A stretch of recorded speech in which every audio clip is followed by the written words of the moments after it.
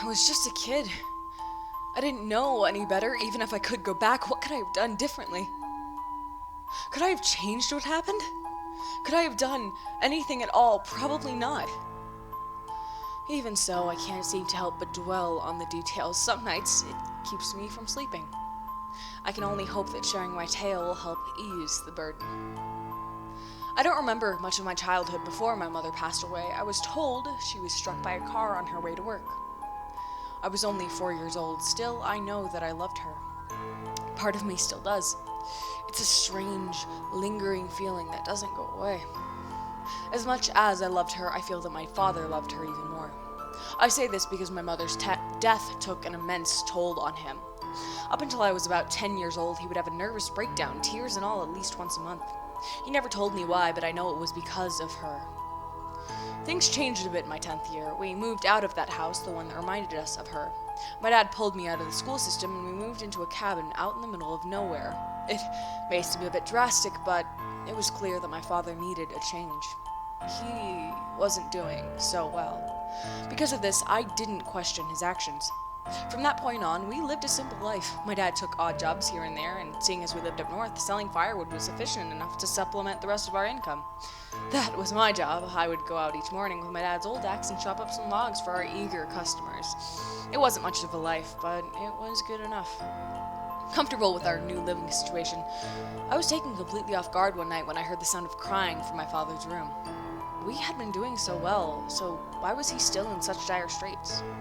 Before I could analyze the situation any further, I heard my dad get up and slam the door shut on his way out of the cabin. I was compelled to follow him. Peeking out of the cabin's entrance, I saw my dad storm off into the woods, bringing with him an acoustic guitar. I'd seen the guitar before, and I knew my dad used to play, but I'd never seen him handle the thing. I figured that those years were behind him. Curious as to what he was up to, I followed him into the forest. I tiptoed, making sure to hide behind trees and avoid stepping on leaves as I went. Eventually, we came to a small clearing where I noticed a creek. Near the creek was a stump where my dad sat down and adjusted himself until he was comfortable. He looked down at his guitar, closed his eyes, and began playing. I stood in awe of what I was hearing, a haunting, melodic mixture of my dad's voice and the rustling of trees in the wind filled the forest. I knew he played, but I never knew he could sing. It was amazing, for lack of a better word. This went on as often as my dad had breakdowns in our previous house. Each night it happened, I would follow my dad out into the woods and listen to the beautiful song he'd seemingly written. I don't really know what it all meant, but I could tell even at age 10 that it stemmed from a place of great pain. I could tell that the somber, heartfelt tune was about losing a loved one. Whenever I tried to picture my mother, the image was always blurry and out of focus, almost as if what little memory I had of her was slipping away. Whenever my dad played his song, I could picture her clear as day. It was the oddest thing. This brought me comfort and ultimately helped me come to terms with her death. I had hoped at the time that it was doing the same for him. Being 10 years old, though, it was hard to tell what was going through an adult's mind. Many months passed. The routine was nice for a while, but one night, everything changed. I heard the usual swing of the cabin door, followed by a swift crack against the door frame. It was very loud, signaling to me that my father was more distressed than usual. I hastily made my way out to the door in an effort to follow him, but I stopped for a moment when I was passing his bedroom. The door was open just enough for me to see the guitar leaning up against his bed. How peculiar. I wondered why he'd left it behind. In truth, there was only one way to find out. My dad was already at the creek when I arrived. He sat on his stump, motionless and quiet. He was in a sulking position and his eyes were closed. Without his guitar or voice, the forest around him was void of sound. The only thing I could hear was the water in the creek as it trickled by us. Soon enough, my father began singing. I could tell it was the same song he'd always sung, but it sounded off. Without his guitar, his voice was muddy and out of tune. There were some awkward highs and lows that actually made my stomach turn. Though his eyes were still shut, I saw tears force their way out and watched as they swam down his cheeks. Eventually, he stopped singing and broke down crying. What happened in the following moments will stay with me forever. As my father wept, something strange happened. A milky white fog danced across the water. At first, I thought my eyes were playing tricks on me, but eventually the white smoke gathered above the creek and took shape before my very eyes. It was a spirit. No ordinary spirit, mind you. It was my mother. My father stopped crying and instead began shivering. He opened his eyes and looked up to see the specter. He almost fell backwards in fear. The ghost of my mother reached out and began choking my father. His face went from red to blue before my mom stopped. He fell to the ground and vigorously gasped for air. I couldn't bring myself to lend a helping hand. I was stuck in a petrified state. My father tried to crawl away, but it was no use. My mother began clawing away at him.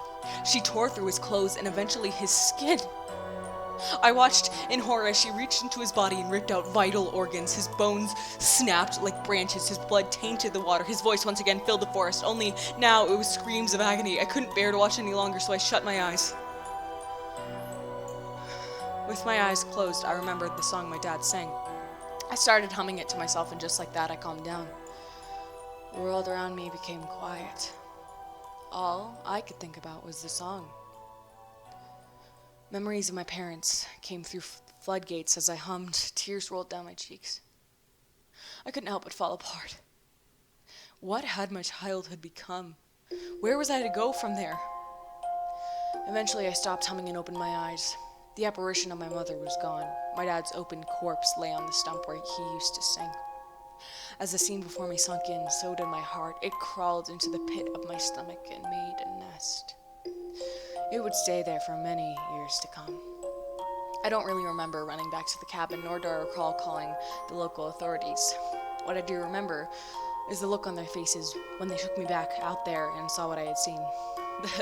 The sight of my father's body was a grisly one, that's for sure. It was unlike anything the town had ever seen. Still, it was taken care of in a swift and respectful fashion. In the coming months, the investigation came to an end. Cause of death was never determined, but that doesn't mean that there were no answers found. My mother's body was discovered buried beneath the creek.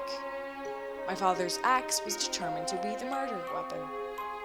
One of the theories floating around the town was that my dad was the jealous type. They think he convinced himself my mother was having an affair, and then he lost his marbles.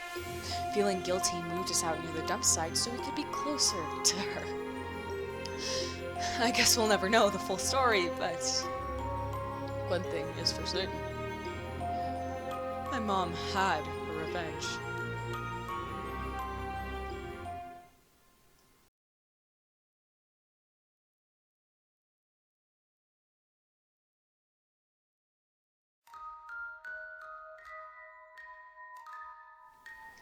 Hey everybody, it's me, Behave Spookily. Thank you for listening to my very first reading of a horror story. It's called The Axeman's Lullaby, as you can see in the title, and I will leave a link to the actual creepypasta down in the description below. But thank you very much. It's kind of fitting that I'm starting to do this around Halloween. But anyway, yeah, thank you very much again if you made it to this point. I always liked reading horror stories and stuff like that, so again, thank you very much, and if you would like to support me, because I'm trying to turn this into a regular thing, click that like button, or subscribe button, or whatever, and it would be greatly appreciated. Sorry, I'm stammering without a story to read, but thank you again, and have a very spooky evening.